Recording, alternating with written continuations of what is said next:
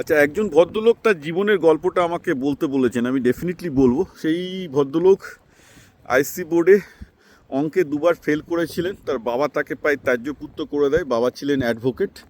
তার বাবার বন্ধুরা বলেছিল যে আপনি কেন ছেলের পেছনে সময় নষ্ট করছেন, ওকে বসিয়ে দিন একটা টাইপরাইটার দিয়ে, ও হাইকোর্টের সামনে বসে কিছু রোজগার করবে, এরকম তুচ্ছতার ছিল। অ্যাকচুয়ালি সমস্যা হচ্ছে এই ভদ্রলোক ছোটোবেলা থেকে আঁকতে ভালোবাসতেন, আর্টিস্ট ছিলেন, আঁকাতেই তার মনোযোগ ছিল, খুব ভালো আঁকতেন, কিন্তু তার কি ভাল লাগে সেটা নিয়ে কিন্তু কেউ কিছু ভাবেনি।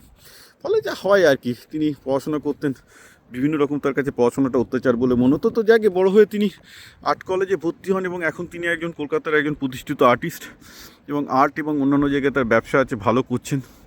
তো যিনি অঙ্কে দুবার ফেল করেছিলেন তিনিও কিন্তু লাইফে আজকে অত্যন্ত ভালো করছেন, কারণ তার আঁকাতে মন ছিল, তিনি আর্ট বুঝতেন এবং তিনি আজকে কলকাতার, আমি নামটা বলছি না, একজন প্রতিষ্ঠিত আর্টিস্ট। তো আমি বলি কি, লাইফে এরকম একটা ছোটোখাটো পরীক্ষায় ফেলিওর নিয়ে ভাববেন না। Life is a long term game এবং লাইফে অনেক কিছু করার আছে। একটা ছোটোখাটো ফেলিওরে জীবনটা কিন্তু নির্ণয় হয় না।